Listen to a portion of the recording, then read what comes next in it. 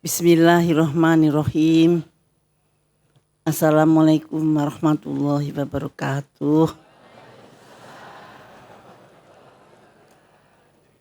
Alhamdulillah, alhamdulillahirabbil alamin. Wassalatu wassalamu ala asrofil anbiya'i wal mursalin wa ala alihi washabihi ajmain, amal ba'd. Yang saya muliakan Bapak Ustadz Khalid Saifullah dan Bapak Dr. Ja'far dan yang lain-lain pengurus MTA, dan yang saya cintai para jamaah MTA yang pada pagi hari ini hadir. Saya sangat berbahagia berhadapan dengan ibu-ibu yang sedemikian banyaknya, karena ibu-ibu itu adalah tiang rumah tangga, tiang bangsa sebetulnya. Karena dari rumah tangga ini kita membentuk satu bangsa yang kita banggakan, yaitu bangsa Indonesia. Saya perkenalkan dulu, saya Ibu Siti Fadilah Supari. Dulu pernah menjadi Menteri Kesehatan Republik Indonesia. Dan saya sudah beberapa kali diundang ke sini untuk memberikan suatu bimbingan kesehatan. Karena kesehatan itu juga sangat penting untuk kita beribadah. Jadi saya pengen umat Islam itu sehat dan kuat. Dan kita itu adalah rombongan yang paling banyak di negeri ini. Jadi sebetulnya negara ini punya kita gitu, karena kita lebih dari 80%. Nah, untuk itu kita harus sehat semua, pintar semua begitu, dan mudah-mudahan melalui MTA ini keinginan itu akan terwujud. Ibu-ibu, waktu saya terakhir ke sini dulu, saya cerita tentang Wolbachia. Wolbachia itu adalah rekayasa pada nyamuk Aedes aegypti yang konon menyebabkan. Aedes aegypti itu adalah nyamuk yang membawa virus demam berdarah. Kebetulan saja Bapak Ustadz yang mulia tadi itu barusan sembuh. Beliau barusan sembuh. Dan baru recovery dari demam berdarah. Nah, ibu-ibu, demam berdarah sekarang itu sangat berbeda dengan zaman dahulu. Nah, apakah itu ada hubungannya dengan Wolbachia apa tidak? Nanti kita ceritakan ya. Nah, kalau dulu yang terkena itu anak-anak kecil, anak-anak balita yang main-main. Karena nyamuk Aedes aegypti itu hanya pada pagi hari sampai sore hari. Kalau malam udah berbeda lagi yang jaga. Nah, nyamuknya udah tidur, nyamuk yang membawa demam berdarah. Nah, sekarang ini yang terkena justru yang dewasa sampai lansia. Jadi kira-kira umur yang paling banyak kira-kira umur 30 sampai 45 tahun itu yang paling banyak. Dan juga umur 17 sampai 30. Jadi ini suatu hal yang sangat berbeda karakternya dengan demam berdarah yang dahulu. Makanya ini sangat perlu kita tekankan di sini bagaimana kita bisa menghindari. Nah, bolehlah kita minta slide-nya Bapak. Apa itu demam berdarah? Dengue itu demam berdarah. Jadi demam berdarah itu sebetulnya adalah infeksi virus yang ditularkan ke manusia melalui gigitan nyamuk yang terinfeksi. Jadi nyamuk itu yang terbang kemudian hinggap di tangan bapak-bapak dan ibu-ibu, itu sebelum dia nyedot darah, karena dia harus hidup dengan darah Anda. Begitu disedot, maka dia otomatis mengeluarkan virusnya. Jadi yang menularkan dia. Maka kalau ada orang yang sakit, dia nyedot virus dari orang yang sakit dan ditularkan pada yang tidak sakit. Nah, orang yang tidak sakit sebelum dia panas itu 2 hari darahnya sudah penuh dengan virus itu. Nah, virus itu bisa terbang kira-kira 400 meter. beberapa waktu yang lalu ada program dari pemerintah yang namanya telur Wolbachia diselipin di dalam nyamuk. Telur itu sebetulnya adalah bakteri yang berasal dari lalat. Diselipin, katanya bisa menurunkan insidence dari demam berdarah. Tetapi ternyata terbukti di Singapura tambah 400% naik, di Sri Lanka juga begitu, sehingga mereka putus dari program itu. Nah terus di Indonesia waktu itu dipaksakan. Tapi saya berkuar-kuar untuk mengingatkan masyarakat. Masyarakat harus bisa menolak.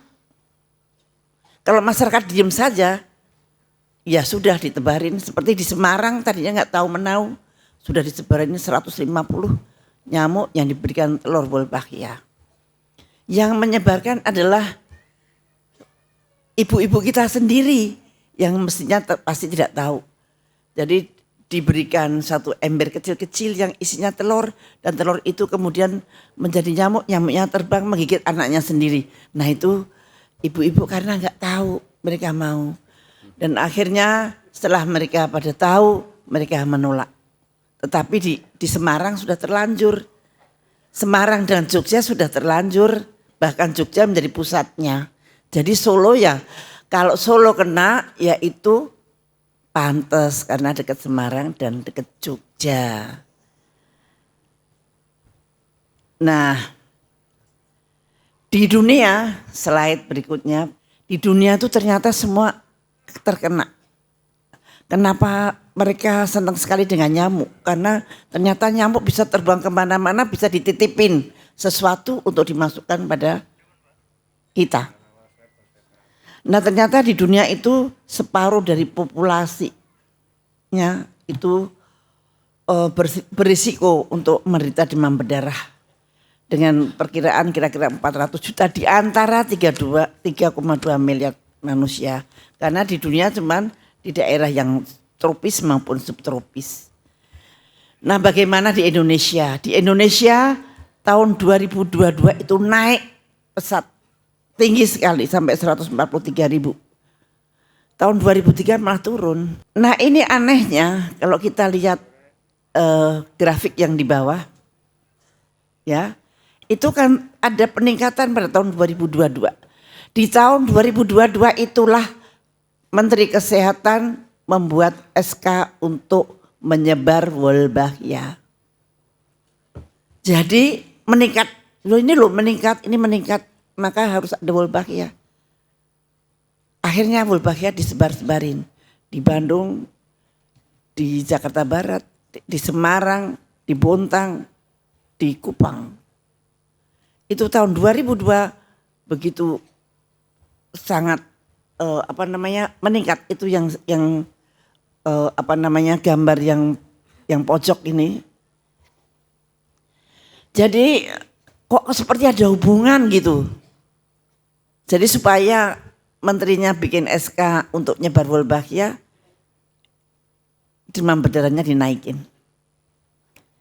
Nah sekarang ini setelah disebar Wolbachia, sekarang ini tahun 2024, di mana-mana demam berdarah naik dengan pesat.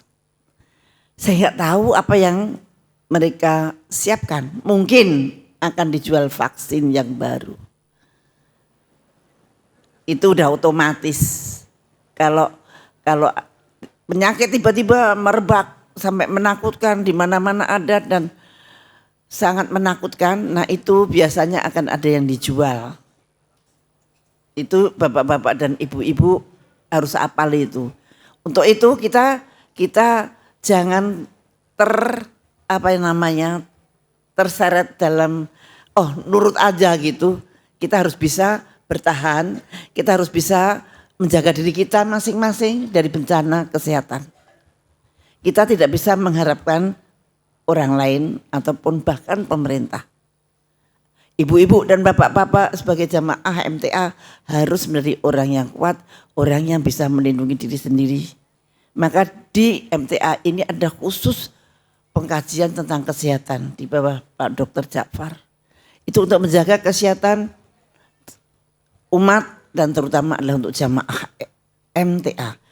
Jangan sampai ketinggalan pengetahuan dan sebagainya. Apa sih yang menyebabkan demam berdarah itu kemudian tinggi gitu? Nah itu ada beberapa hal yang berkaitan dengan alam.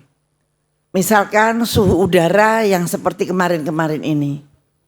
Kemudian curah hujan dan kelembapan yang berada di lingkungan kita.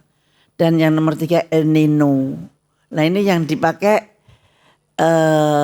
Menteri Kesehatan karena takut dibilang tidak berhasil untuk mengendalikan demam berdarah. Mereka mengatakan ya itu salahnya El Nino. Lumbung angin kok disalahkan ya. Dan angin kan gak punya KTP ya kata Pak Anies. Ya boleh-boleh saja. Nah itu inilah yang dituduh sebagai penyebab demam berdarah itu kembali merebak. Nah kira-kira seperti apa sih demam berdarah itu?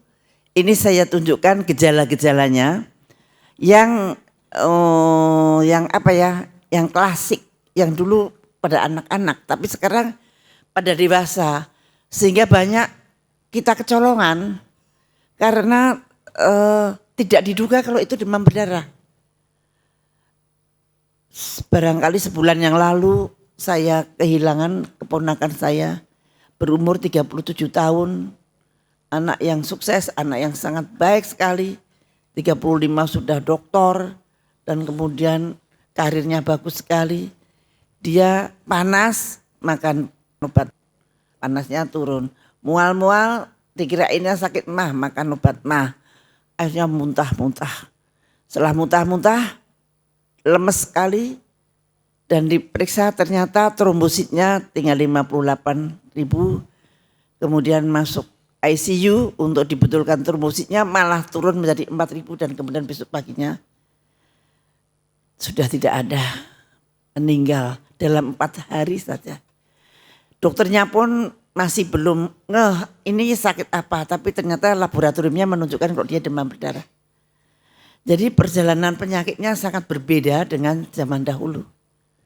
Nah ini ada demam berdarah biasa. Kalau demam berdarah biasa kadang-kadang bapak-bapak dan ibu-ibu tidak merasa, cuman panas-panas, batuk-batuk seperti flu saja biasa. Itu yang abu-abu itu demam berdarah biasa. Nah itu demam tinggi, kemudian sakit kepala banget. Nah, boleh ditanya sama Bapak Ustadz Khalid yang sudah merasakan. Jadi lemes sekali ya Pak ya, lemes, sakit kepala parah, sakit di belakang mata, nyeri otot dan sendi, dan kemudian mual-mual, muntah, biasanya belum muntah-muntah banget. Kemudian ada kelenjar bengkak dan ada ruam-ruam perdarahan. Nah ini sekarang tidak nampak, ruam-ruamnya nggak nampak, kelenjar bengkak juga nggak nampak.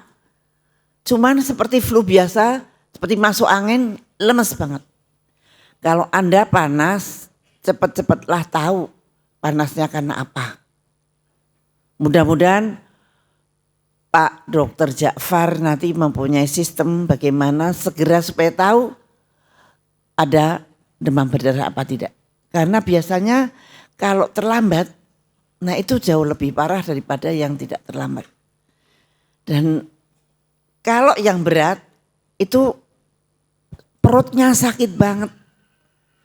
Sakit banget perut.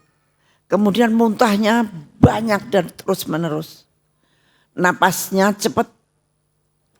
Biasanya ada perdarahan di gusi atau hidung, lelah dan gelisah.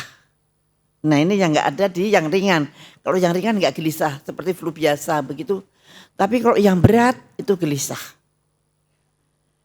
Kemudian kadang-kadang ada darah di dalam muntahan atau di dalam BAB-nya.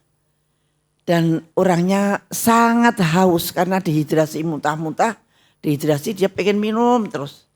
Kulit pucat dan dingin serta lemah, lesu lemah, gak bisa ngangkat kepala. Lemah sekali dan biasanya ngelepak. Nah ini kalau di gue berat begini, itu harus segera ke rumah sakit karena Anda akan diancam oleh shock. Kalau shock itu akan sangat sulit untuk bangun kembali. Jadi mesti biasanya langsung di-infuse supaya tidak jatuh dalam shock. Apa yang harus kita lakukan kalau Anda panas? Nomor 1, periksa lab dalam keadaan seperti sekarang ini. Nomor 1, lab dulu. Aku demam berdarah apa bukan? Lab yang baru itu hari pertama sudah bisa dideteksi. Mudah-mudahan nanti bisa dikembangkan lab yang home visit. Jadi bukan orang yang panas dibawa ke lab, tapi petugas labnya yang datang ke rumah Anda, rumah yang panas. Mudah-mudahan MTN nanti bisa membuat sistem itu. Mudah-mudahan kemarin saya usulkan seperti itu. Dan kalau Anda sudah tahu, nomor 1 istirahat. Minum banyak cairan, itu harus minum banyak. Dan bila ada gejala yang parah, misalkan ada muntah, cepat-cepat ke rumah sakit untuk diinfus.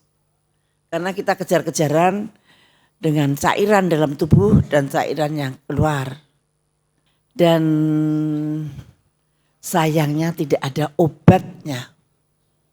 Sampai detik ini tidak ada obat untuk sakit demam berdarah. Jadi makanya kenapa ini agak menakutkan, karena memang tidak ada obatnya. Slide berikutnya, tapi ada yang bisa membantu, yaitu herbal atau buah-buahan. Air kelapa akan membantu. Jadi begitu Anda panas, periksa lab, labnya belum jadi, minumlah air kelapa dulu. Air kelapa hijau ya biasanya. Kemudian kunyit, daun pepaya, angka. Angka ini ada saya pernah dikasih. Yang membuat itu angka madu kurma. Ada campuran gitu, angka madu kurma. Kemarin beberapa hari yang lalu cucu saya juga kena demam berdarah, dirawat di rumah sakit. Saya berikan angka madu kurma untuk meningkatkan trombosit. Kemudian vitamin D3. Kemudian gulma itu daun-daun berwarna hijau. Sambiloto, kalau orang di sini sangat kenal dengan sambiloto, dan vitamin C serta zinc. Yang paling terkenal adalah buah-buahan. Nah, jambu biji yang merah itu Ibu. Kalau Anda panas, bikin jus jambu merah. Jambu kluthuk. Kalau bahasa Jawanya jambu kluthuk. Nah itu yang paling gampang, paling murah, di jus minumkan. Itu bisa menjaga trombosit tidak anjlok. Mangga juga boleh, buah naga, pisang, ini maksudnya buah-buahan yang bisa kita anjurkan. Ini tolong dicatat ibu-ibu, pisang, pepaya, kurma, jeruk, kiwi, alpukat, dan delima. Jadi ini bisa diberikan pada anak. Misalkan dia mau muntah, kasih aja buah-buahan seperti ini, barangkali lebih enak gitu. Lebih seneng karena rasanya ada manis, ada enak ya. Kemudian jadi anak-anak tidak stres, Anda paksa makan nasi, makan bubur, ya kan, lebih baik dikasih buah-buahan sama air. Dan biasanya anaknya juga malas makan. Jadi kalau dengan buah-buahan dia merasa tidak makan tapi seperti makan permen. Slide berikutnya, vaksin. Nah ternyata mereka sudah menyiapkan vaksin. Mereka membuat vaksin dari tahun 1920 tapi tidak pernah berhasil. Jadi virus demam berdarah itu ada 4 varian. Den 1, Den 2, Den 3, Den 4. Jadi mereka bingung mau membuat pakai mRNA yang mana. Dan belum pernah jadi. Namun akhir-akhir ini disetujui, Indonesia sudah mengimpor, sekarang sudah siap Nah, Dengvaxia. Tapi aneh, vaksin ini tidak bisa untuk semuanya, untuk semua ibu-ibu atau bapak-bapak. Kalau ibu-ibu dan bapak-bapak belum pernah demam berdarah, tidak boleh pakai vaksin ini. Justru membahayakan. Aneh kan? Kalau Bapak Ustadz Khalid boleh karena beliau sudah gerah demam berdarah. Tapi kalau yang belum tidak boleh. Dan ini diberikan 3 dosis interval 6 bulan. Usianya 9 sampai 45 tahun. Kalau 9 sampai 60 tahun itu Indonesia aja. Tapi penelitiannya baru sampai 45 tahun. Nah, apakah bisa untuk 60 tahun atau 70 tahun? Ya, belum tahu karena penelitiannya cuma sampai di situ. Slide berikutnya, lah ini yang paling baru ditandatangani oleh WHO. Jadi WHO itu tempat registrasi vaksin. Nah, nanti kalau ada vaksin baru yang kualifikasi itu adalah WHO. Ini boleh dipakai. Nah berarti WHO juga dapat bagian gitu.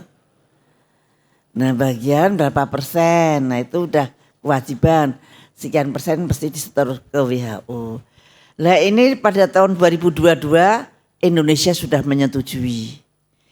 Ini diproduksi oleh Jerman yang ternyata yang namanya Takeda, namanya Qdenga Tak 003. Kalau ini bisa untuk yang belum maupun yang sudah. Jadi nanti kalau ada vaksinasi tanya sama Pak Dr. Jakfar dulu, tanya sama MTA Pusat. Tapi sampai sekarang belum ada persetujuan dari WHO untuk memberikan vaksin secara massal. Karena apa? Karena efektivitasnya juga belum jelas. Artinya demam berdarah itu tidak ada obatnya, tidak ada vaksinnya. Artinya kita harus menghindar. Kita harus menghindari diri supaya kita tidak sakit. Nah, bagaimana caranya supaya kita tidak sakit? Dan ini vaksin tidak boleh diberikan pada ibu hamil atau yang menyusui. Ingat ya, ibu-ibu hamil tidak boleh, nggak usah pakai vaksin, pakai cara kita nanti. Kecuali nanti kalau ada ketentuan harus, nah tolong tanya ke Bapak Ustadz, Pak Dokter Jakfar yang yang mengurusi kesehatan jamaah MTA. Kalau tidak ada obatnya, tidak ada vaksinnya, kita harus apa? Ya kita satu jangan mau digigit nyamuk. Alhamdulillah kita tertutup, tangan kita tertutup, kaki kita juga tertutup sampai ke bawah. Itu termasuk anjuran bahwa tutuplah sebagian besar badan Anda. Nah, alhamdulillah baju kita sudah melindungi kita. Kalau yang kelihatan kita boleh pakai lotion yang anti nyamuk. Nomor 1, nyamuk tidak boleh ketemu kulit kita. Nomor 2, nyamuk tidak boleh bertelur di sekitar kita. Ya. Dengan kita menguras, menutup, mendaur ulang, sebaiknya bak mandi itu pakai ember saja dan ember dikurep. Kalau nggak dipakai dibuka, kalau mau dipakai habis dipakai dikurep lagi. Lebih baik pakai air mancur. Karena nyamuk ini 2 cc saja sudah mau bertelur dia. Kemudian masang kelambu. Untuk anak-anak masang kelambu karena ini pada siang hari. Anak-anak ditidur, ayo tidur siang. Padahal menyilahkan untuk digigit nyamuk. Nah, pasanglah kelambu. Jadi kelambu ini termasuk kita menghalangi nyamuk menyentuh tubuh anak-anak. Kemudian obat oles anti nyamuk, monggo bisa. Kemudian jangan menggantung baju-baju di kamar. Nyamuk itu sukanya ada di tempat yang gelap dan lembab. Di bawah lemari, di bawah kasur, dan di horden yang terlipat-lipat itu dia menghindari angin dan sebelah-sebelah kita. Jadi dia sembunyi di situ. Maka kalau nyapu-nyapu jangan lupa di ogrok-ogrok itu ya bawahnya, karena mereka suka ada di situ. Kemudian kalau bisa menanam tanaman pengusir nyamuk seperti sereh, lavender, zodia dan lain-lain. Kan saya kira ibu-ibu lebih pintar dari itu. Tanaman sereh. Nah, ini 3M plus yaitu menguras, menyikat tempat penampungan, menutup rapat semua tempat penyimpanan air, memanfaatkan limbah barang bekas yang bernilai ekonomis. Ini salah satu yang kurang. Ibu-ibu tolong membentuk jumantik, juru yang mencari jentik. Nah itu ibu kan punya pengajian-pengajian. Nah itu kalau sebaiknya satu rumah satu orang dilatih bagaimana melihat jentik-jentik. Kalau Anda males jentik-jentik, misalkan Anda punya kolam, males ngambilin jentik-jentik yang ada, kasih aja ikan. Ada ikan khusus yang suka makan jentik-jentik nyamuk. Namanya ikan apa ya itu yang suka? Nah pasti ibu-ibu lebih pintar daripada saya. Ikan itu ditaruh di situ supaya makan jentik-jentik. Karena jentik-jentik itu akan menjadi nyamuk yang berbahaya. Nah apa sebetulnya yang terjadi? Apa ada hubungannya dengan Wolbachia? Kalau gitu disengaja dong. Nah itu ibu-ibu bisa menjawab sendiri. Slide berikutnya. Ini gambar dari Harian Jogja, jadi bukan saya yang bercerita. Saya hanya melihat berita. Menteri Kesehatan menegaskan bahwa DBD di Jogja menurun karena Wolbachia. Waduh, Wolbachia itu nyamuk yang baik. Saya sudah beratus-ratus kali bilang, nyamuk kok baik, emangnya dia datang untuk senyum pada kita? Kan enggak. Nyamuk pasti datang pada kita untuk menggigit. Karena untuk hidupnya dia butuh darah kita. Jadi enggak ada nyamuk yang baik itu ibu-ibu. Dulu ada sebagian ibu-ibu yang ditugaskan oleh mereka menyebarkan Wolbachia mengatakan ada nyamuk baik. Nyamuk baik, assalamualaikum, senyum cuman lewat itu. Enggak ada itu ibu. Nah adanya nyamuk yang mencari darah kita. Sambil mencari darah kita, dan ini ketika itu Pak Menkes melawan banget. Jadi saya tidak melawan siapa-siapa, tapi saya mengemukakan fakta-fakta yang sesungguhnya. Tapi ternyata Dinas Kesehatan Yogyakarta mencatat peningkatan jumlah kasus DBD. Ayo percaya yang mana? Menteri Kesehatan itu suka mendapat laporan juga belum tentu benar gitu. Nah dia menegaskan penurunan dari mana bisa dihitung. Bagaimana bisa menghitung nyamuknya terbang-terbang. Nah yang jelas Dinas Kesehatan bisa menghitung kasusnya naik. Padahal Jogja itu dari tahun 2011 sudah disebarin. 2019 disebarin lagi. Tapi nyatanya tetap naik. Artinya Wolbachia tidak berefek untuk menurunkan demam berdarah. Kalau ada orang yang mengatakan itu bohong. Itu buktinya di Jogja. Jogja itu pusatnya.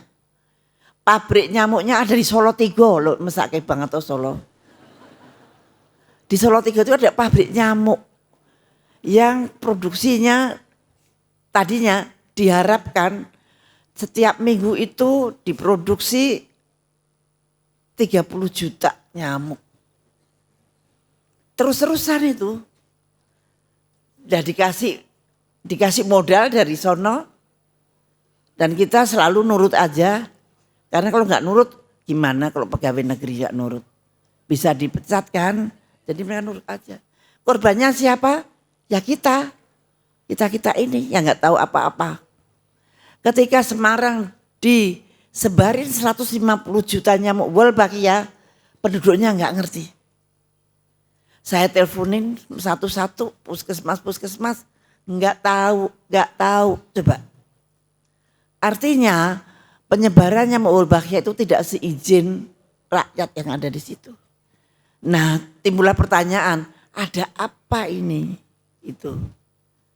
Dan ternyata SK-nya Menteri tahun 2022. Ternyata 2022 DBD-nya dinaikkan. Nah sekarang DBD-nya dibikin menakutkan.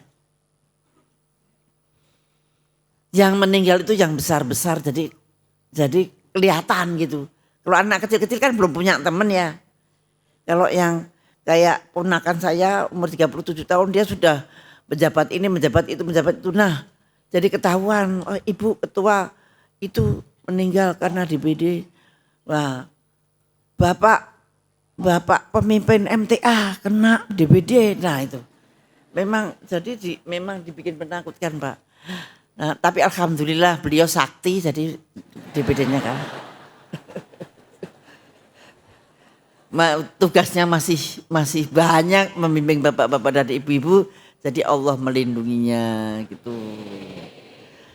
Jadi saya waktu dikasih tahu saya juga deg-degan. Dan beliau ini mestinya belum selesai loh recovery-nya. Untuk demam berdarah yang baru itu 2 minggu. Beliau bisa menularkan 2 hari sebelum beliau panas. Dan 2 hari sesudah recovery.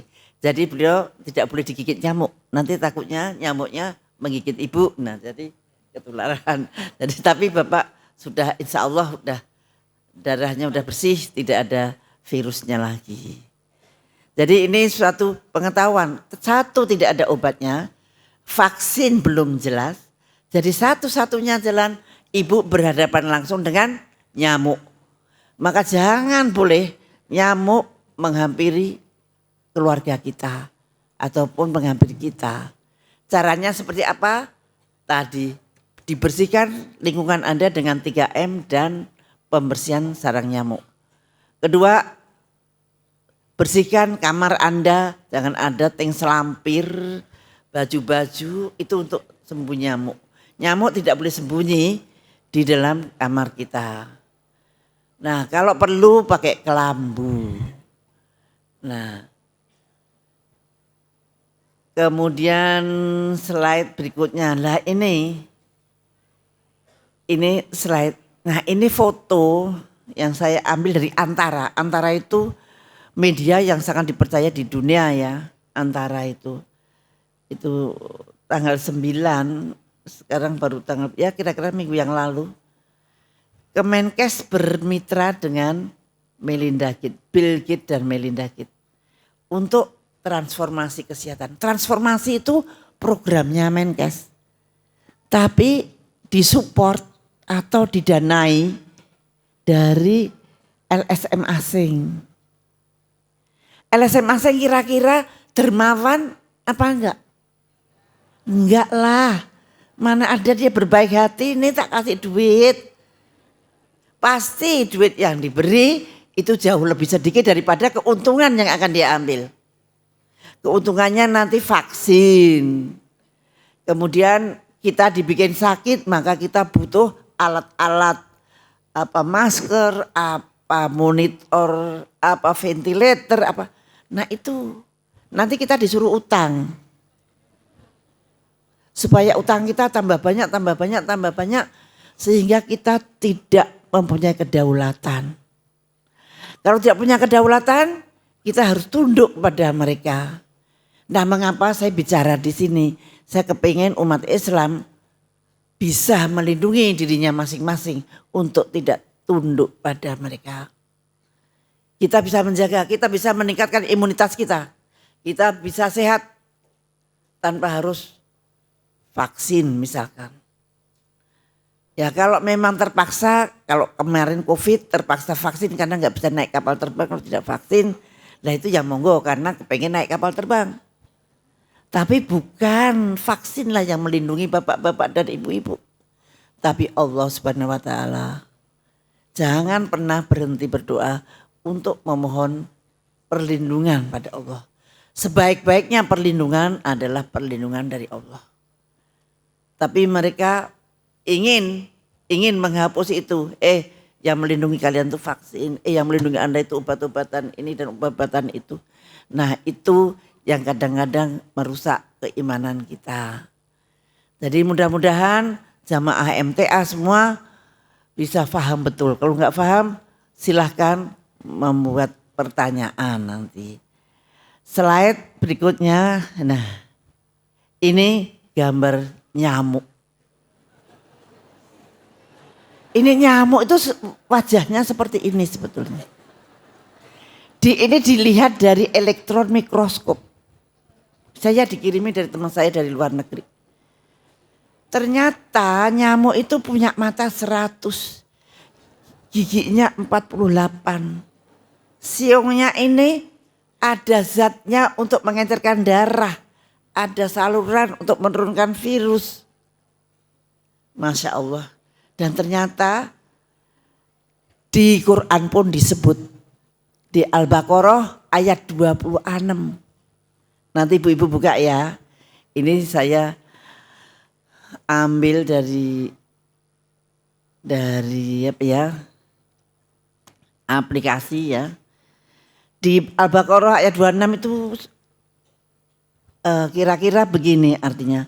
Sesungguhnya Allah tidak segan-segan membuat perumpamaan seekor nyamuk atau yang lebih kecil dari itu. Jadi Anda harus perhatikan itu. Adapun orang-orang yang beriman, mereka tahu bahwa itu kebenaran dari Allah. Ini ciptaan Allah loh. Secanggih ini seperti monster. Nah, apa maksud Allah? Tapi bagi mereka yang tidak beriman, apa ya maksud Allah dengan nyamuk ini? Kok dibikin seperti monster? Mereka berpikir untuk dijadikan senjata biologi. Nah, mereka mempertanyakan apa maksud Allah dengan perumpamaan itu. Maka nyamuk menjadi binatang yang istimewa karena disebut di dalam Al-Quran.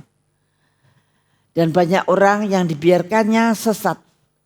Dan dengan itu banyak pula orang yang diberi petunjuk. Jadi kita diberi petunjuk bagaimana menghindari dari nyamuk tersebut. Karena nyamuk itu juga ada gunanya di dalam lingkungan, ilmu lingkungan. Kalau nyamuk dihabisin sama sekali, maka juga akan terjadi perubahan yang tidak seimbang dalam lingkungan. Jadi cara-cara mereka dengan wolbachia itu jelas tidak sesuai dengan Al-Quran. Tapi tidak ada yang dia sesatkan, tidak ada yang Allah sesatkan dengan nyamuk itu selain orang-orang yang fasik. Jadi mereka memang sesat karena membuat nyamuk itu baginya adalah ingin dibuat sebagai senjata. Dititipin, sekarang baru dititipin wolbachia. Nanti bisa dititipin penyakit yang lain. Nanti bisa dititipin chip dan sebagainya. Itu adalah memang ternyata di Quran ditulis. Jadi nyamuk bukan sembarangan binatang karena ternyata di Al-Baqarah ayat 26 coba nanti ibu buka lagi. Dan di situ cerita tentang nyamuk. Dan kebetulan saya dikirimin gambar nyamuk yang sangat menakutkan. Ini jadi elektron mikroskop itu adalah untuk melihat virus. Jadi nyamuk jadi kelihatan gede banget. Ya, seperti saya juga kaget pertama kali melihat tuh serem banget. Dan tapi itu adalah karena kebesaran Allah. Karena dia punya tugas di dalam lingkungan hidup. Tapi bukan untuk menyebarkan. Jadi itu untuk keseimbangan alam. Tapi cuman untuk orang-orang yang disesatkan oleh Allah. Maka membuat ini menjadi kejahatan. Nah itulah sekilas. Nanti banyak silahkan kalau mau tanya jawab akan saya jawab. Bila bisa, kalau saya nggak bisa ya saya tanya ke ilmunya. Saya kira terima kasih. Wassalamualaikum warahmatullahi wabarakatuh. Waalaikumsalam warahmatullahi wabarakatuh. Ya, terima kasih Bu untuk Bapak, Ibu dan saudara sekalian yang menghendaki pertanyaan. Silahkan menyebutkan nomor mic terlebih dahulu. Sebelumnya ini satu pertanyaan tertulis. Tadi Ibu Siti menjelaskan bahwa virus demam berdarah sekarang sangat berbeda dengan virus demam berdarah sebelum-belumnya. Yang artinya virus DB sekarang lebih berbahaya dan lebih ganas. Pertanyaannya, yang pertama, apakah perubahan virus DB saat ini menjadi lebih ganas dan berbahaya dikarenakan terjadinya mutasi secara alami pada virus DB tersebut? Nomor 2. Yang kedua, apakah ada kemungkinan tentang virus DB saat ini menjadi lebih berbahaya karena adanya konspirasi? Oke, langsung saya jawab ya Pak ya. Boleh langsung dijawab. Biar ingat pertanyaannya apa dan jawabnya apa. Sebetulnya virusnya tidak lebih ganas dan tidak lebih berbahaya, cuman karakteristiknya berbeda. Angka kematian masih 1% atau di bawah 1%. Jadi belum yang mati lebih banyak enggak. Tetapi karakteristiknya berbeda. Dulu anak-anak kecil, sekarang orang-orang dewasa. 2, perjalanan penyakitnya juga berbeda. Ada yang kena demam berdarah tapi trombositnya masih normal. Ada yang demam berdarah tapi tidak ada titik-titik. Mestinya pemerintah harus melihat atau meneliti ada perubahan apa di dalam virus demam berdarah ini. Tapi sampai sekarang pemerintah masih diam saja. Seharusnya harus diumumkan, wahai rakyatku, bahwa virus demam berdarah masih seperti yang dahulu tetapi sayapnya bertambah misalkan. Nah itu belum ada. Itu harus dilakukan suatu pemeriksaan virus dengan secermat-cermatnya dan supaya rakyat itu bisa mengantisipasi setepat-tepatnya. Nah namun sampai sekarang belum ada. Pemerintah masih bungkem saja karena mungkin angka kematiannya masih 1% atau di bawah 1%. Jadi kalau dihitung itu masih di bawah 1% di antara yang sakit itu. Apakah itu karena mutasi? Seharusnya kita berpikir apakah ini mutasi dari virus dengue karena disebar Wolbachia kemarin, ataukah ada virus baru? Nah ini kembali sebetulnya kita harus bisa membedakan atau mendeskripsikan. Karena itu mempengaruhi bagaimana kita menghadapi gitu. Tapi sampai detik ini belum ada itu. Jadi kita masih menghadapinya, ya jangan mau digigit nyamuk gitu. Itu nomor 1. Bersihin sekitar Anda. Jangan pandang itu nyamuk Wolbachia atau nyamuk apa, pokoknya sikat aja semua. Nah gitu. Karena ini jelas yang membawa nyamuk. Apakah virus itu sudah berbeda dengan yang dahulu ataukah itu virus baru yang membawa itu adalah nyamuk? Yang pertanyaan kedua, konspirasi apa bukan? Nah, konspirasi itu adalah sesuatu yang sulit dibuktikan.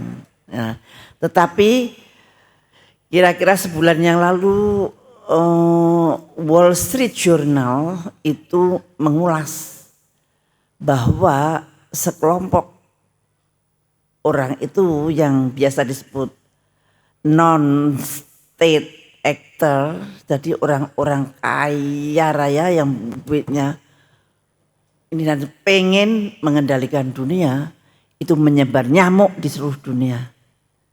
Jadi Amerika itu di Florida itu tidak pernah ada malaria, yang disebar di sana nyamuk yang berisi malaria, bukan berisi Wolbachia. Jadi di Brasilia disebar 5 miliar nyamuk Wolbachia. Jadi itu memang seperti direncanakan. Kalau Anda mungkin mengatakan itu konspirasi ya. Ya kalau menurut saya sih ya gitu. Walaupun buktinya apa Bu Siti? Nah saya nggak bisa membuktikan. Tapi saya membaca di Wall Street Journal, mereka mengatakan itu begitu.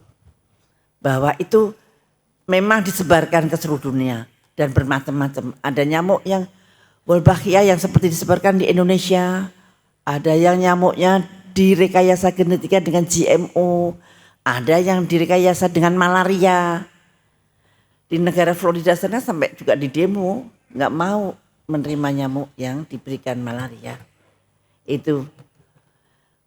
Monggo pertanyaan yang berikutnya. Ibu-ibu boleh lo bertanya langsung. Bapak-bapak juga boleh. Di lantai berapa ya? Dipersilahkan. 14. Nomor 14. 10. 33. 10. 33. Baik. Nomor 14 dulu. Dari Ibu dipersilahkan Ibu.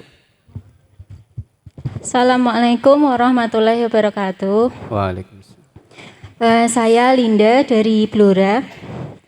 Yang saya tanyakan sehubungan dengan penyakit DB yang biasa dan penyakit DB yang berat tadi Bu yang sudah dijelaskan ciri-cirinya.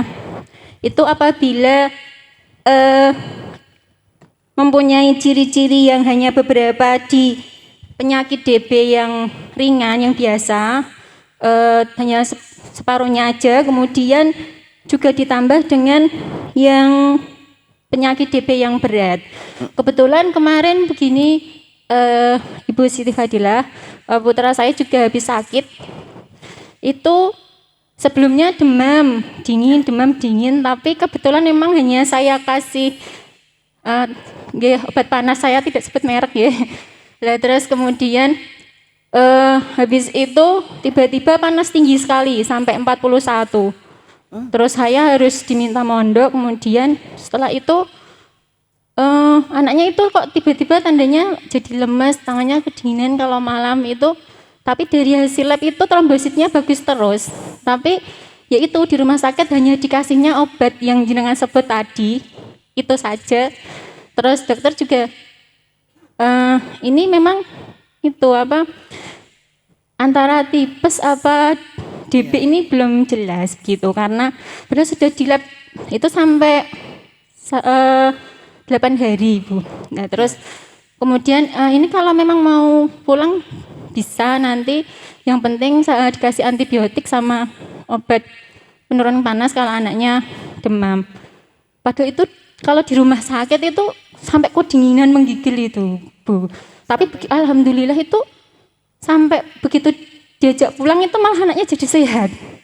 Alhamdulillah jadi itu tidak pernah demam, terus alhamdulillah sehat gitu Dok Bu. Lah terus ini yang saya tanyakan anaknya itu kadang masih kayak lemes gitu. Tapi untuk nafsu makannya sudah bagus. Itu bagaimana nggih? Karena apakah itu termasuk juga pernah mimisen juga, itu bagaimana yang digolongkan dalam penyakit yang mana? Ya. Terus kemudian yang kedua, sehubungan yang jenengan sampaikan tadi bahwa kemungkinan akan ada vaksin, bagaimana kita sebagai warga negara Indonesia apabila itu nanti juga diwajibkan vaksin untuk warga negara Indonesia seperti ketika ada COVID dulu. Karena ternyata ketika ada vaksin itu untuk pelayanan pemerintahan seperti buat KTP, SIM itu kalau nggak vaksin juga nggak boleh. Itu pripun nggih menyikapi hal itu. Nggih, terima kasih. Assalamualaikum warahmatullahi wabarakatuh. Ya. Bismillahirrahmanirrahim. Mbak Lydia. Jadi kalau nggak salah tadi pertama tentang perjalanan penyakitnya ya. Perjalanan penyakit itu panas. Panas itu ada beberapa. Anda bisa malaria, bisa tifus, bisa ini, bisa. Tapi kalau tifus gitu kan masih punya waktu yang lama untuk insya Allah tidak apa-apa. Tapi kalau demam berdarah, takutnya nanti jatuh ke demam berdarah yang berat. Jadi kalau ringan, itu namanya sakit virus, itu sebenarnya bisa sembuh sendiri. Banyak sekali yang kena demam berdarah tapi nggak ngerasa demam berdarah. Panas-panas, pusing-pusing, makan obat. Terus sembuh sama sekali banyak. Nah tapi ada juga yang berlanjut. Kalau berlanjut tuh yang paling berbahaya hari keempat sama kelima. Biasanya hari pertama dikasih obat, naik lagi, kasih obat, panas lagi sampai hari ketiga. Hari keempat turun. Justru pada waktu turun itu berbahaya.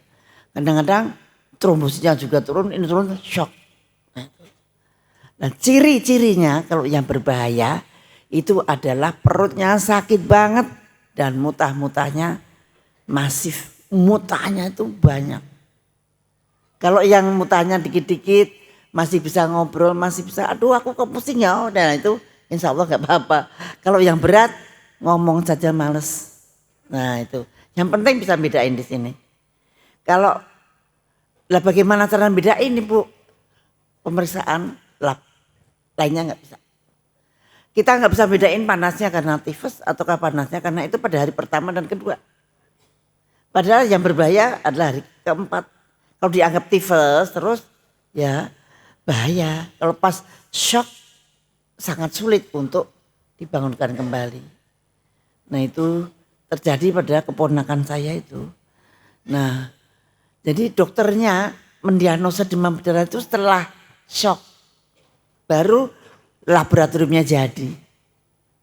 Nah, maka kita harus punya, saya udah bisikin dokter Ja'far bagaimana caranya ada suatu diagnosa cepat. Udah untuk itu aja. Ada virusnya apa enggak? Kalau ada virusnya, awas. Kalau masih bagus di rumah saja, banyak minum kelapa, air kelapa dan sebagainya. Nah, tapi kalau ada gejala-gejala mual-mual, muntah-muntahnya eksesif, kemudian ada perdarahan di gusi atau di mana, larilah ke rumah sakit. Karena di rumah sakit Anda bisa langsung diinfus, nggak ada obatnya juga di rumah sakit. Cuman kita ngejokin air, orang itu bisa meninggal kalau kekurangan air gitu loh, karena ini keluar semua. Air itu keluar dari pembuluh darah. Dan kalau di rumah sakit bisa dikasih cairan yang menarik air itu kembali. Nah itu saja. Obatnya sih nggak ada gitu, nggak ada antibiotik juga nggak ada. Jadi itulah kewaspadaan. Maka jangan mau digigit nyamuk itu. Itu pertanyaan kedua. Memang warga negara sampai detik ini karena adanya omnibus law di bidang kesehatan. Kita tidak punya hak untuk menolak. Ya diakal-akalin sendiri bagaimana caranya menolak. Karena di dalam undang-undang itu kalau pas pandemik menolak vaksin bisa dipidana. Nah itu sedang kami urus. Kita sedang digugat lah ceritanya, kita sedang menggugat begitu. Jangan ada itu. Padahal tidak semua orang bisa divaksin COVID. Karena ada misalkan komorbid. Nggak usah dulu, mau diapain dulu. Kalau orangnya kayak gini, ini nggak perlu divaksin. Orang yang sudah mempunyai imunitas tinggi, nggak perlu divaksin. Jadi sebetulnya ada pilihan-pilihan. Tapi saya nggak tahu kenapa dikebiau ya begitu. Dan itu maunya WHO memang begitu. Nah itu salah satu tidak berdaulatan negara kita. Mudah-mudahan nanti presiden baru mudah-mudahan menyadari hal ini. Mungkin yang presidennya dahulu kan baru pertama kali jadi nggak sadar dikirainya vaksin itu Tuhan penolong.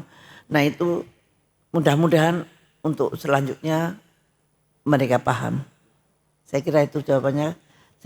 Mudah-mudahan berdoalah, mudah-mudahan aturan-aturan itu bisa berubah.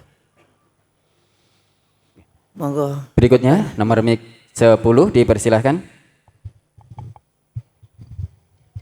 Assalamualaikum warahmatullahi wabarakatuh. Waalaikumsalam.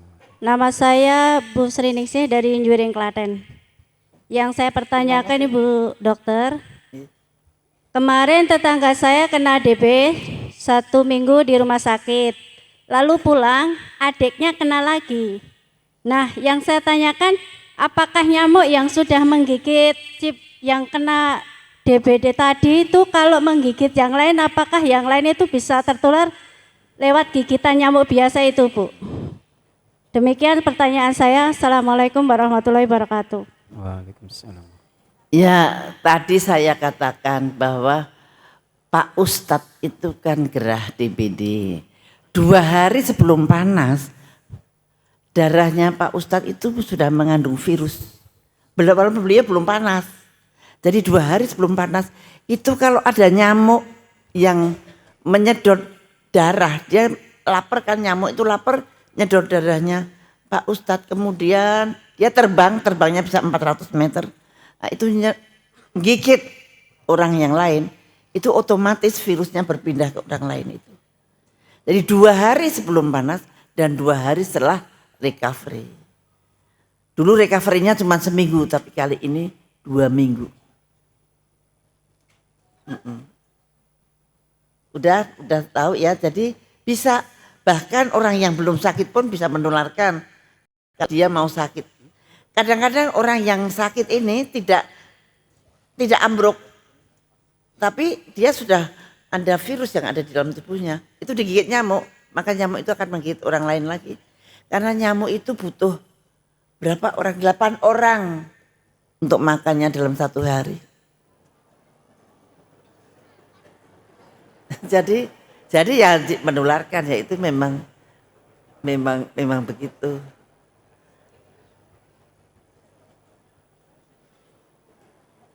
Baik, berikutnya nomor mic 33 dipersilahkan dari Bapak.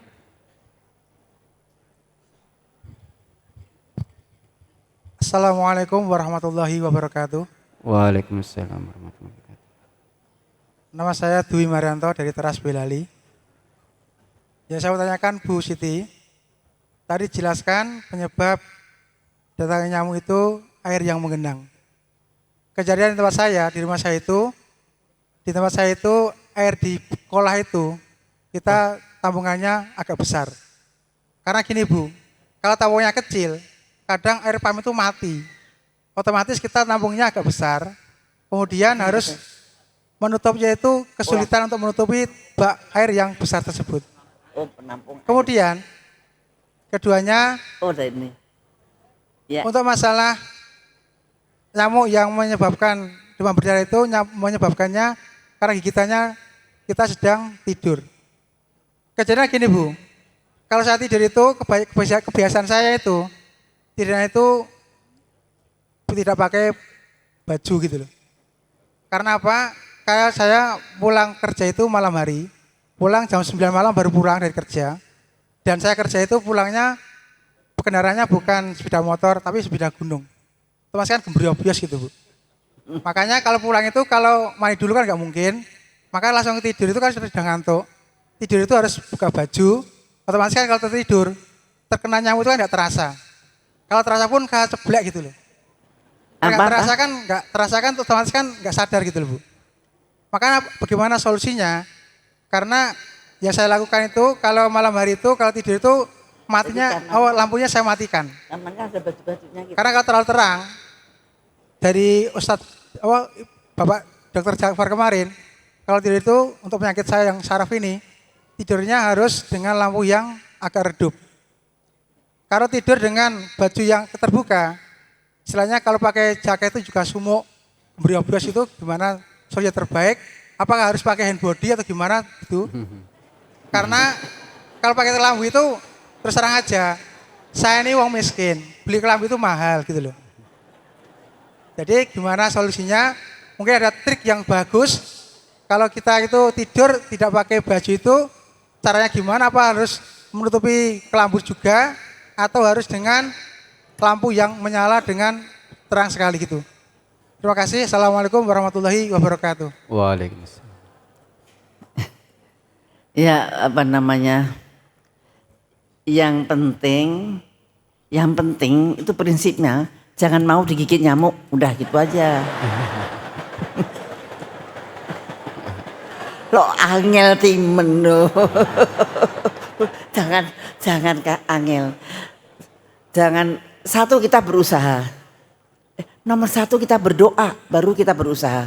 Usahanya supaya nggak ada apa namanya baju-baju. Wah, gimana kok ada kolah.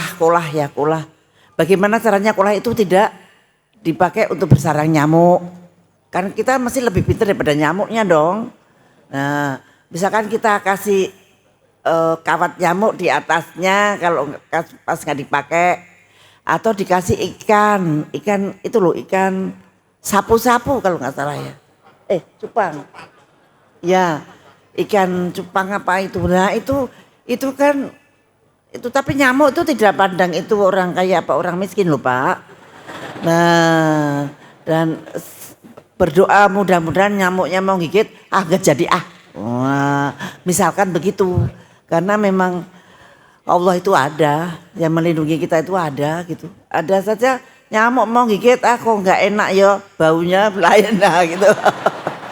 Nah itu malah mungkin kelebihannya dari orang yang misalkan nggak suka mandi misalkan. Nah itu belum tentu orang, karena kita lihat justru orang-orang yang kasihan itu, misalkan ada orang yang sangat miskin sekali di sekitar tempat sampah, itu anak-anaknya itu malah sehat-sehat gitu. Padahal nggak divaksin, nggak diapa-apain, mainnya juga di dekat sampah, makannya juga kalau makanannya jatuh langsung dimakan. Tapi nah itu kebesaran Allah Subhanahu wa taala.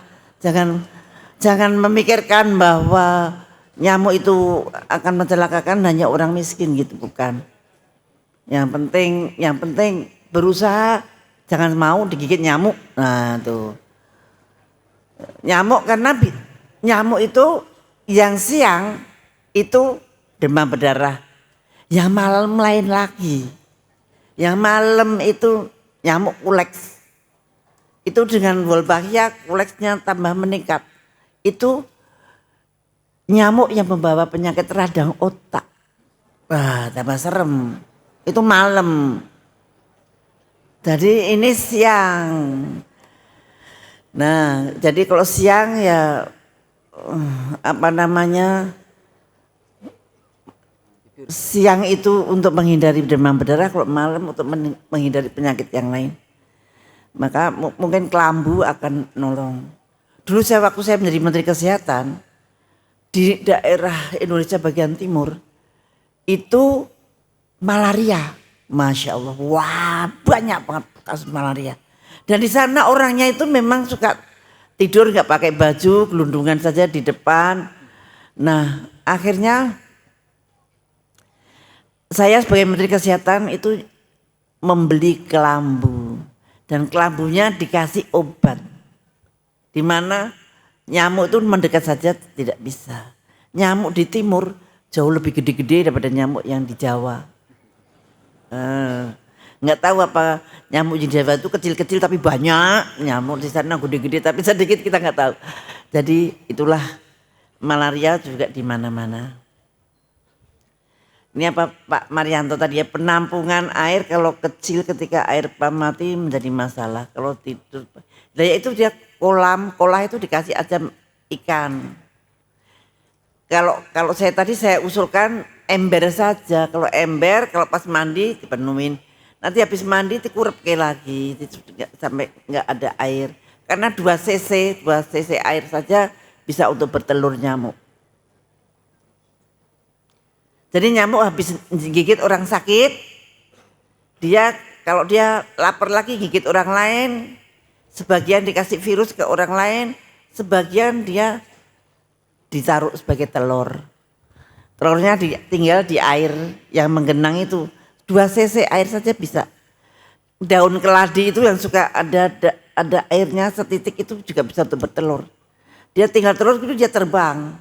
Setelah terbang nanti dia tinggal nanti 5 hari jadi jentik-jentik dan jadi nyamuk. Apakah ini siapa Pak Katino? Apakah trombosit turun pasti disebabkan karena nyamuk? Tidak harus. Bahkan kemarin baru diumumkan side effect dari vaksin AstraZeneca. Sampai kemudian AstraZeneca dituntut di Eropa sana dan kemudian kalah. Akhirnya dia mengakui bahwa vaksin yang AstraZeneca itu menyebabkan trombositopeni. Jadi trombositopeni itu adalah trombosit yang turun. tidak harus karena nyamuk, karena pernah disuntik vaksin COVID yang dari AstraZeneca, yang dari Inggris, atau dari Oxford. Nah itu sekarang mereka menyadari bahwa ternyata ada side effect trombositopenia dan semua produk dari seluruh dunia ditarik. Nah, di Indonesia bagaimana? Kenapa Badan POM waktu itu memberikan izin edar? Nggak tahu side effect-nya kok memberikan izin edar, piye? Nah sekarang ternyata ada efek yang berbahaya. Darahnya jadi kental dan trombositnya jadi turun. Kenapa seperti itu? Karena vaksin dari AstraZeneca untuk COVID, ini untuk COVID ya, bukan untuk demam berdarah. Untuk COVID itu memakai virus yang namanya adenovirus. Adenovirus itu adalah virusnya simpanse. Virus simpanse yang diboncengi dari DNA-nya COVID. Disampaikan supaya nanti tubuh kita untuk membuat antibodinya begitu. Tapi prosesnya memang membutuhkan adenovirus itu. Nah sekarang efeknya ketahuan, ternyata darah kita jadi kental dan trombosit kita turun. Dan itu sudah diakui sendiri oleh perusahaannya dan ditariklah produk-produk seluruh. Seharusnya pemerintah harusnya bertanggung jawab atas side effect yang terjadi pada rakyatnya. Tapi rakyat Indonesia itu baik-baik banget. Kalau kena side effect nggak ngerti, jadi nggak lapor. KIPI mengatakan di Indonesia tidak ada side effect-nya. Lu kok tahu nggak ada side effect-nya? Apa dia meneliti? Ya enggak. Nah itulah baiknya rakyat Indonesia.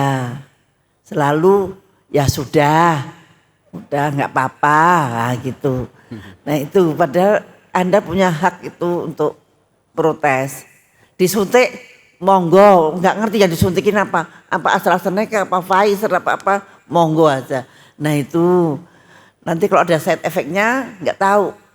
Nah itu di Jepang telah diumumkan. Jepang itu ketika diberikan vaksin COVID, mereka langsung meneliti. Jadi ketika tahun 2020 sampai 2022 itu kanker itu ya begitu-begitu aja, sama dengan jauh-jauh sebelumnya. Begitu setelah selesai tahun 2022, vaksin COVID sudah melanda di Jepang. Sekarang angka kanker di Jepang jauh lebih tinggi. Terus pemerintahnya bilang siapa saja yang kena kanker dan ada riwayat diberikan vaksin ini ditanggung oleh pemerintah. Nah kita kemudian saya tanyakan sama Pak Dilut BPJS. Saya tanya Pak, apakah kalau ada orang yang radang jantung karena suatu side effect dari virus, side effect dari vaksin, apakah dibiayai pemerintah atau dibiayai BPJS? Ternyata dibiayai BPJS masih lumayan. Nah kan kita nggak tahu Bu, itu dari apa ya, kalau dia datang ke rumah sakit kita biayai. Nah itu BPJS. Nah itu di Indonesia itu pokoknya apa-apa ya monggo kemawon gitulah, itulah yang mudah-mudahan membuat kita malah berumur panjang. Amin. Kita percaya Allah yang melindungi. Ada pertanyaan lain lagi? Satu lagi dari Dr. Budi ini. Nomor 27 Ibu, nomor 40. Assalamualaikum warahmatullahi wabarakatuh. Nama saya Dr. Setio Budi Santoso dari perwakilan Wonogiri. Maaf saya tidak menanyakan tentang demam berdarah karena tadi Bu Siti menyinggung tentang Omnibus Law yang undang-undang terbaru yang dari segi kesehatan saya merasakan kehilangan pada saat dulu ada undang-undang nomor 36 tahun 2009. Penyakit itu ada 4. Fisik, jiwa, sosial, dan spiritual. Jadi penyakit itu ada fisik, jiwa, sosial, dan spiritual. Tetapi di di Undang-Undang Nomor 17 tahun 2023 itu penyakit spiritualnya hilang. Tidak ada penyakit spiritual.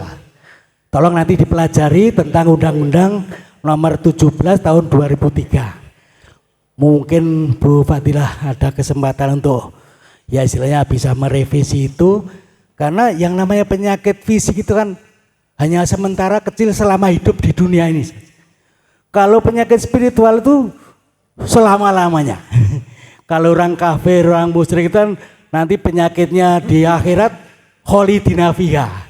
Tapi kalau orang sakit fisik hanya demam berdarah seminggu meninggal, sudah selesai, penyakit fisiknya hilang. Penyakit kanker juga hilang, sudah tidak ada penyakit fisik lagi.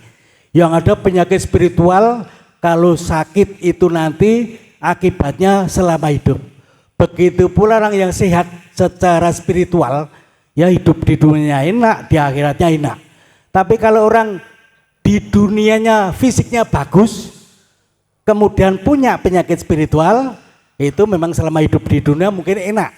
Tapi nanti di akhirat akibatnya mendapat azab dari Allah, kholidina fiha. Tapi kalau orang di dunia itu spiritualnya bagus, walaupun mungkin sakit fisik, ada kanker, ada demam berdarah tadi, kalau sabar malah berguguran dosa-dosanya, sehingga nanti di akhirat mendapat hasil dari sabarnya tadi. Tolong Bu Siti Fadilah untuk tadi, fisik, jiwa, sosial dan spiritual. Undang-Undang Nomor 36 tahun 2009. Nah, yang sekarang Undang-Undang Nomor 17 tahun 2003 Omnibus Law tadi itu spiritualnya hilang gitu. Ya. Nah, nanti tolong dipelajari itu, karena penyakit spiritual itu kan penyakit yang menakutkan. Orang sakit musyrik ya sudah kholidina fiha di akhirat. Terima kasih. Assalamualaikum warahmatullahi wabarakatuh. Matur nuwun, pertanyaannya tadi di Undang-Undang Nomor 36 2009 kalau nggak salah itu Undang-Undang Kesehatan ya. Itu kalau nggak salah itu yang membuat saya tahun 2009. Karena yang membuat insya Allah spiritualnya waras mudah-mudahan. Amin. Itu pertanyaannya, bareng di Omnibus Law kok spiritualnya hilang. Lah yang bikin emang sakit spiritualnya. Mereka tidak punya spiritual. Jadi ketahuan banget Omnibus Law ini sangat sesuai dengan kemauannya asing. Yang sekarang mereka sedang berjuang untuk membuat suatu perjanjian yang sangat membahayakan, yaitu Pandemic Treaty.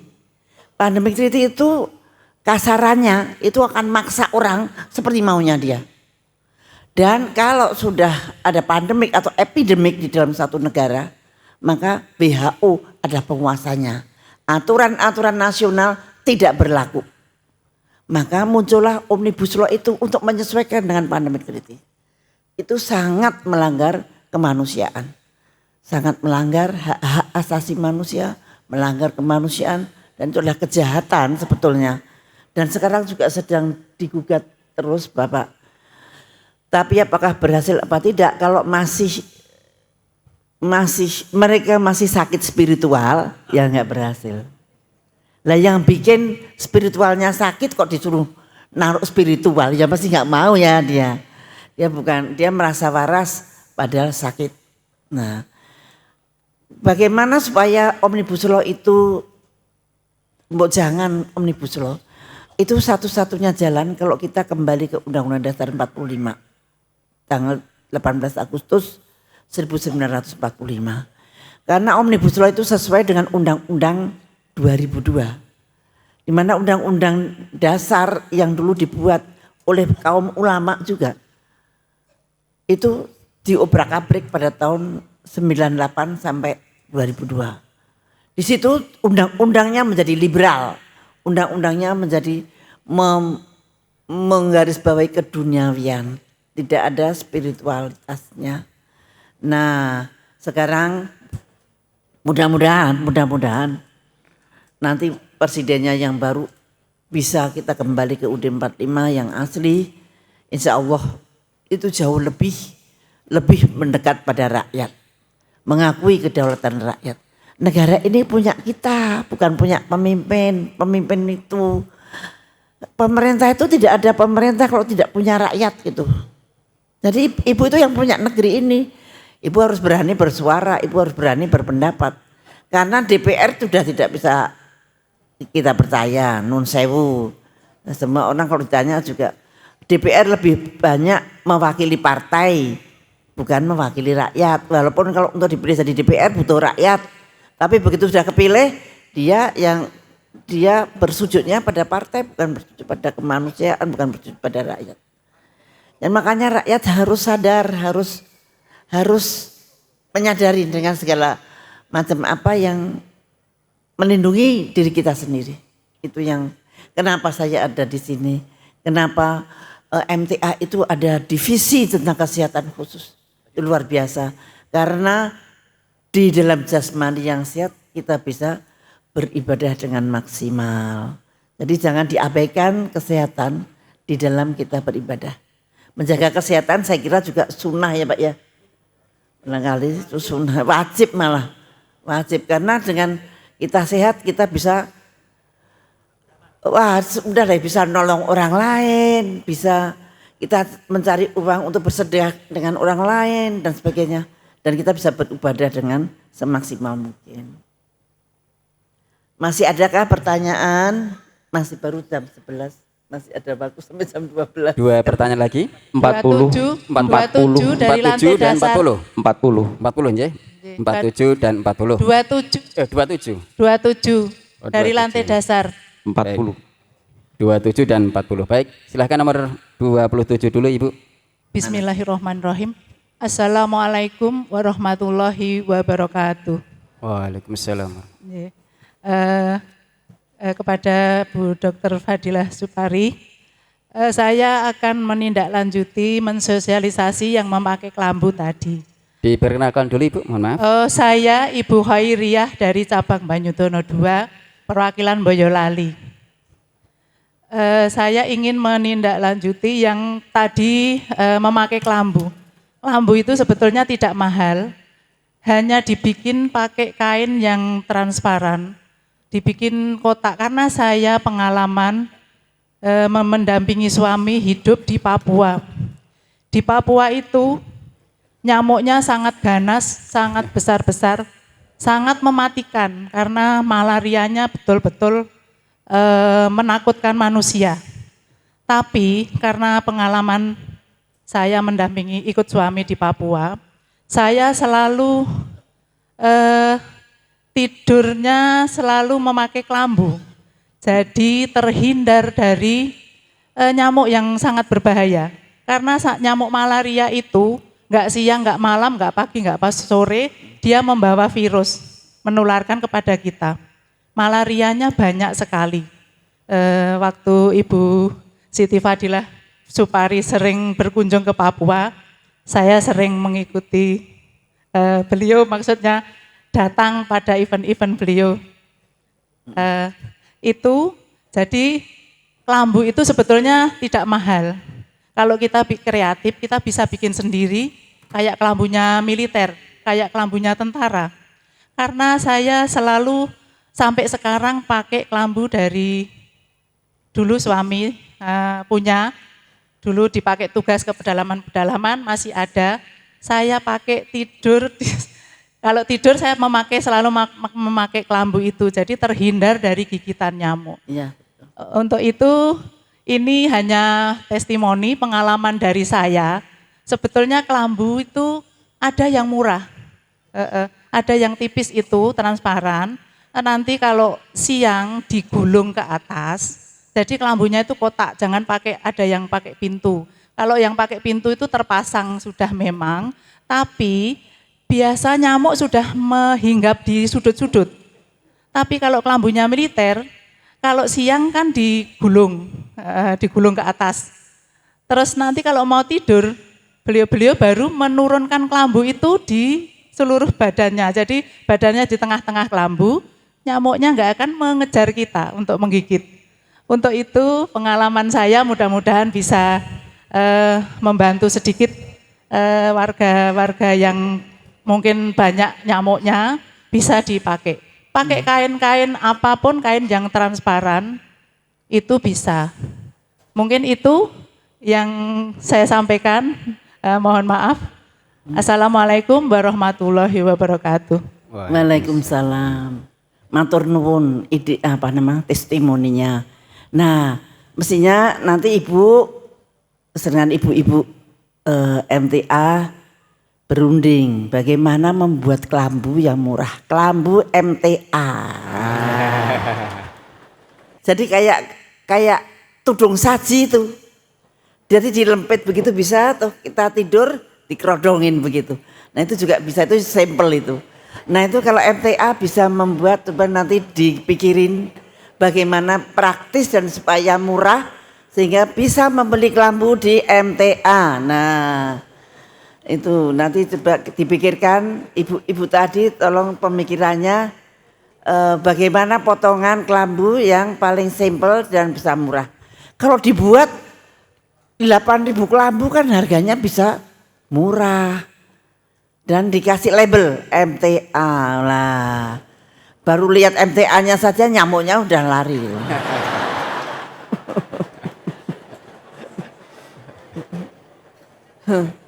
Betul, menurut saya kelambu cukup efektif untuk mengusir nyamuk.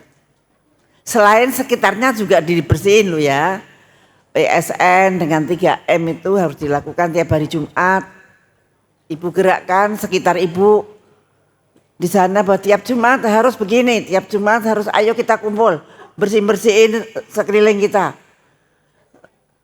Tempat-tempat tetangga yang wah ini masih ada air, ini nggak boleh, ini masih ada ini.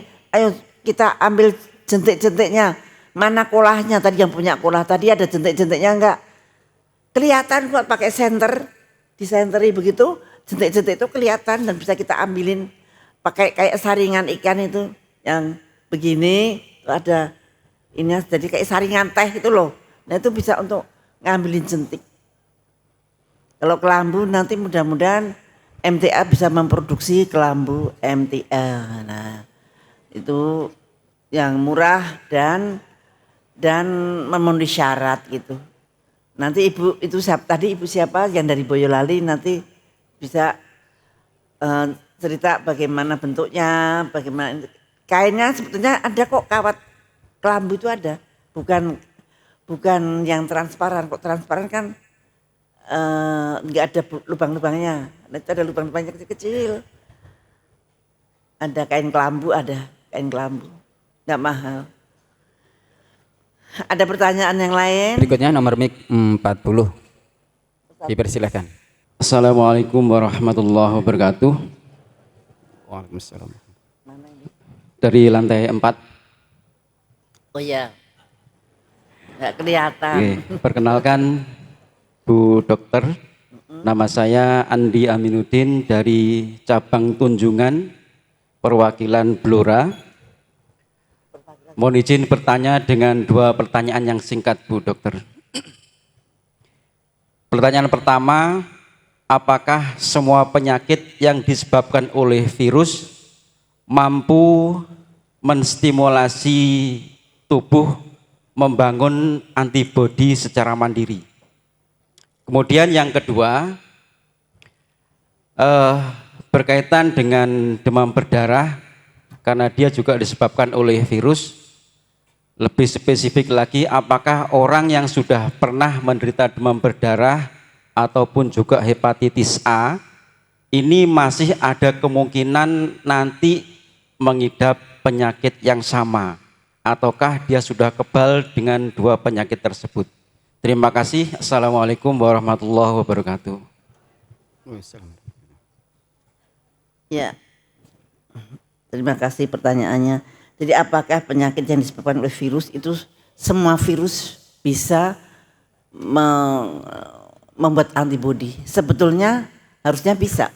Kalau orang itu imunitasnya bagus, orang itu sehat banget, itu virus mental semua.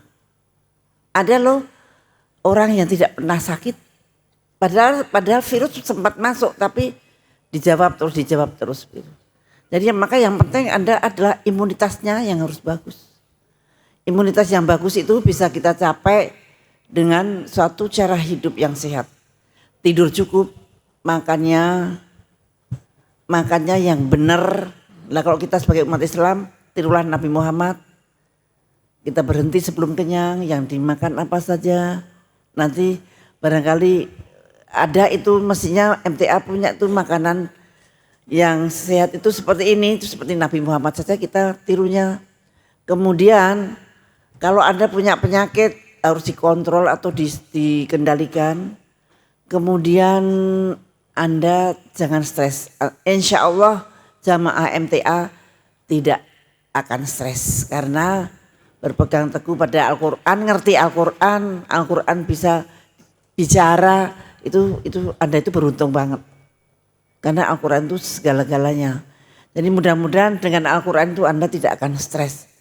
Terus kemudian olahraga kecil, saya kira kalau ibu-ibu ini olahragawan semua karena dari bangun tidur itak-itik ke dapur kemana itu ibu itu kalau diukur wah itu pasti 10.000 langkah lebih itu. Nah itu sudah cukup olahraga seperti itu. Kalau ditambahin lagi jalan kaki 1/4 jam atau setengah jam, udah lebih bagus lagi. Tapi kalau kita ukur, kita jalan-jalan di dalam kamar, dalam rumah itu juga sudah cukup olahraga. Nah kemudian pertanyaan kedua, apakah orang yang DBD akan bisa kena DBD lagi? Justru DBD itu biasanya pada orang yang udah pernah kena. Justru DBD. Kalau hepatitis itu memang sangat sulit untuk sembuh ya. Mungkin kalau hepatitis itu sepertinya kambuh gitu, bukan kena lagi. Tapi kalau DBD seperti Bapak Ustadz itu, ini yang kedua ya Pak. Nah buktinya Bapak Ustadz. Loh saya itu di sini diundang untuk menginikan demam berdarah kok Bapak Ustadznya kena lebih duluan gitu lah. Jadi memudahkan saya untuk memberikan contoh. Contohnya luar biasa, justru pemimpin kita yang ada di sini. Nah itu namanya petunjuk Allah itu namanya. Dan beliau recovery-nya juga hampir 2 minggu. Jadi pokoknya istirahat penting banget. Istirahat itu apa? Untuk supaya tubuh kita membuat antibodi.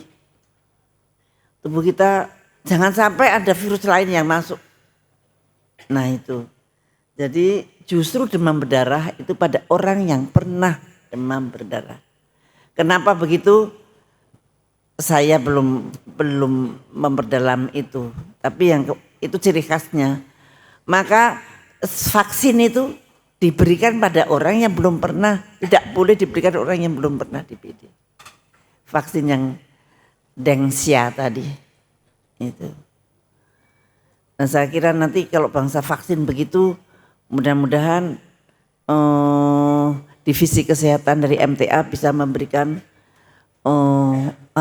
tuntunan begini dan begitu dan mudah-mudahan Pak Dokter Ja'far itu kelambu itu ditindaklanjuti, kemudian laboratorium home visit itu juga ditindaklanjuti. Kalau kita punya laboratorium sendiri ininya sendiri, karena saya kira jamaah MTA akan lebih tentram, lebih nyaman. Apalagi Bapak? Ya, mengingat waktu Ibu, kami cukup dari Ibu. Kami ucapkan banyak terima kasih atas ilmu, pelajaran, tausiah dari Ibu Fiti Fadilah. Mudah-mudahan memberikan manfaat kepada kami dan mendapatkan berkah dari Allah Subhanahu wa taala. Ya, monggo Ibu untuk bisa menutup. Iya, saya kira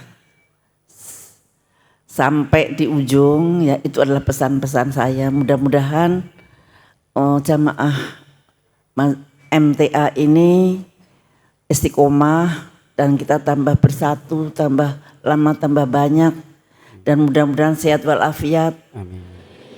Dan mudah-mudahan Anda itu beruntung benar selalu diingatkan dengan Al-Quran dan saya pun juga akan mengikuti terus dengan link, ternyata sekarang sudah punya TV yang langsung, jadi bisa diikuti dari Jakarta. Alhamdulillah, mudah-mudahan terusnya, dan ibu-ibu mudah-mudahan apa yang saya sampaikan bermanfaat, dan mulai sekarang jangan mau digigit nyamuk. Tidak ada nyamuk yang baik, tidak ada nyamuk yang membuat kita tersenyum. Kalau ada nyamuk yang mesti ceplek ya. Nah itu, nah mudah-mudahan lindungilah anak-anak Anda, saudara-saudara Anda dari gigitan nyamuk. Saya kira cukup sekian. Wassalamualaikum warahmatullahi wabarakatuh. Waalaikumsalam warahmatullahi wabarakatuh.